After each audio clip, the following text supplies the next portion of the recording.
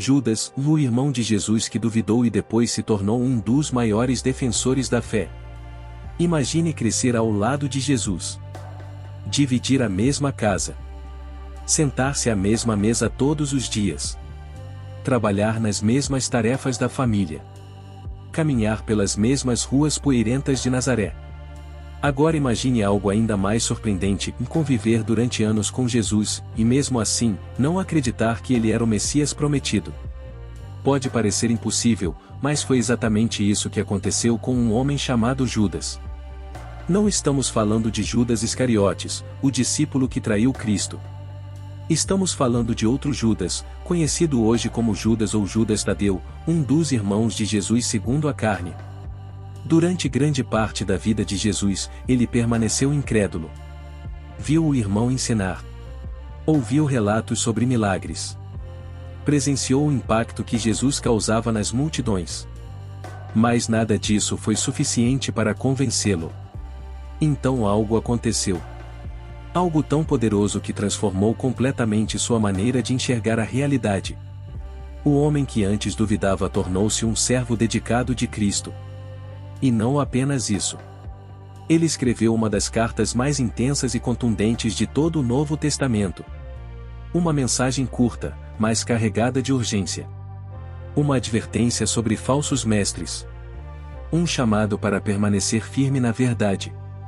E uma das mais belas declarações sobre o poder de Deus para preservar seus filhos. Hoje vamos conhecer a história completa da carta de Judas. Quem era seu autor? Por que ele escreveu essa mensagem? Quais perigos ameaçavam a igreja naquele momento? E por que suas palavras continuam tão atuais quase 2000 anos depois? Prepare sua Bíblia e acompanhe esta jornada. Porque a mensagem de Judas não foi escrita apenas para os cristãos do primeiro século. Ela foi escrita também para nós. Quem era Judas? Para compreender a força dessa carta, precisamos primeiro conhecer seu autor. Os evangelhos registram que Jesus possuía irmãos. Em determinada ocasião, as pessoas da cidade de Nazaré perguntaram: não é este o carpinteiro? Não é o filho de Maria e irmão de Tiago, José, Judas e Simão?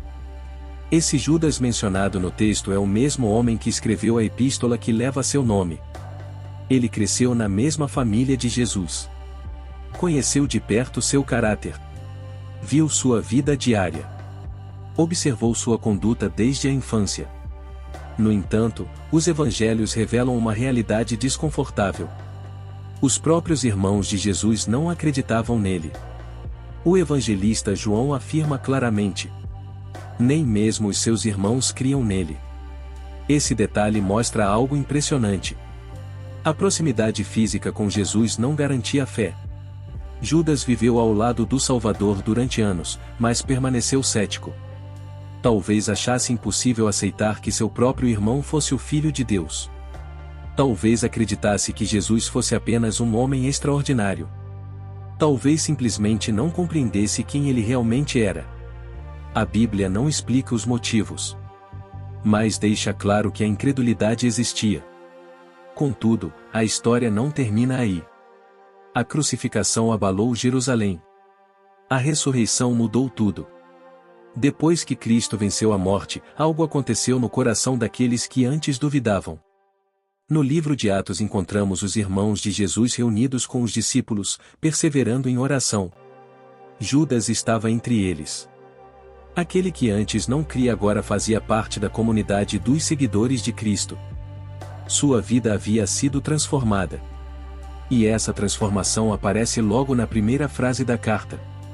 Quando começa a escrever, Judas não utiliza seu parentesco como credencial. Ele poderia ter dito: eu sou irmão de Jesus. Mas não foi isso que fez. Em vez disso escreveu: Judas, servo de Jesus Cristo e irmão de Tiago.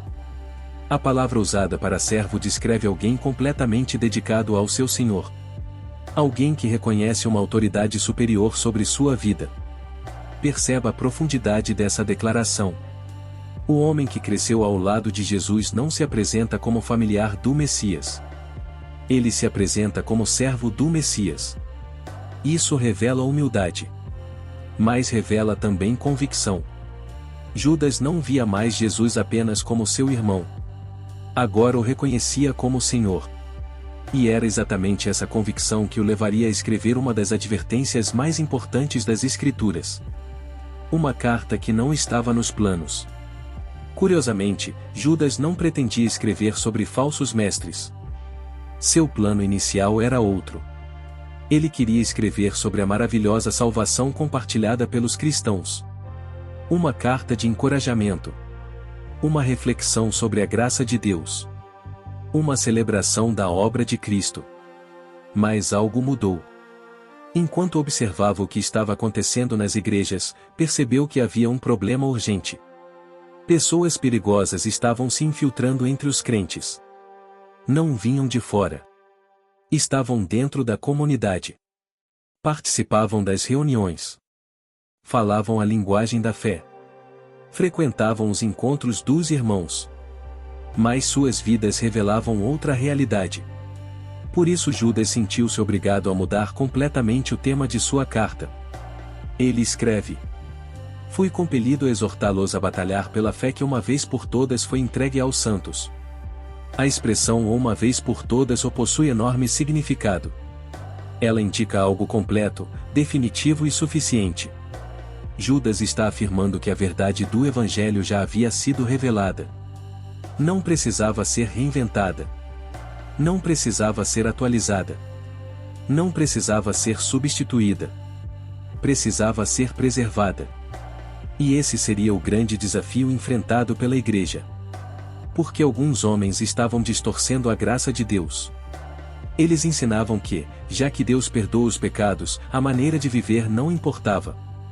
Transformavam a graça em desculpa para a imoralidade. Usavam a liberdade cristã como autorização para satisfazer desejos pecaminosos. E, segundo Judas, ao fazer isso estavam negando o senhorio de Cristo. Por que reconhecer Jesus como Salvador sem reconhecê-lo como Senhor produz uma fé vazia? Cristo não veio apenas para perdoar pecados. Veio também para governar a vida daqueles que o seguem. Quando a graça é usada como licença para pecar, sua verdadeira mensagem é destruída. E era exatamente isso que estava acontecendo. Quando a história se torna um alerta. Judas não queria que seus leitores enxergassem aquele problema como algo novo. Na verdade, ele mostra que a mesma atitude que estava ameaçando a igreja já havia aparecido muitas vezes ao longo da história. Os rostos mudavam. As épocas mudavam. Mas o padrão permanecia exatamente o mesmo. Homens e mulheres recebiam oportunidades extraordinárias de Deus, experimentavam sua bondade, ouviam sua verdade e, mesmo assim, escolhiam seguir seus próprios caminhos. Por isso, antes de falar mais profundamente sobre aqueles falsos mestres, Judas leva seus leitores a recordar alguns episódios marcantes das Escrituras. Ele faz isso porque a memória espiritual é uma ferramenta poderosa. Quando esquecemos as lições do passado, corremos o risco de repetir os mesmos erros. O primeiro exemplo vem do povo de Israel após a libertação do Egito. Nenhuma geração havia testemunhado tantos milagres em tão pouco tempo. Eles viram as águas do Mar Vermelho se abrirem diante deles. Viram a presença de Deus guiando cada passo da jornada. Receberam alimento no deserto quando não havia nenhuma fonte humana capaz de sustentá-los. Todos os dias eram lembrados de que pertenciam ao Senhor. Mas, mesmo cercados por evidências do cuidado divino, muitos permitiram que a incredulidade crescesse em seus corações. Quando chegou o momento de confiar plenamente em Deus para entrar na terra prometida, o medo falou mais alto que a fé. Os obstáculos pareciam maiores que as promessas. Os gigantes pareciam mais fortes que o Deus que havia derrotado o Egito. E aquela decisão trouxe consequências profundas. A geração que saiu da escravidão não entrou na herança preparada para ela. O deserto tornou-se o cenário de uma triste realidade. É possível experimentar as bênçãos de Deus sem permitir que elas produzam verdadeira transformação interior. Judas deseja que seus leitores entendam isso. Privilégios espirituais não substituem a obediência. Conhecimento não substitui fidelidade. Participar de uma comunidade de fé não garante um relacionamento genuíno com Deus. A verdadeira segurança está em permanecer firme na confiança e na submissão ao Senhor. Mas Israel não seria o único exemplo apresentado por Judas. Ele também fala sobre seres que ocuparam posições elevadas na criação e, ainda assim, escolheram a rebelião.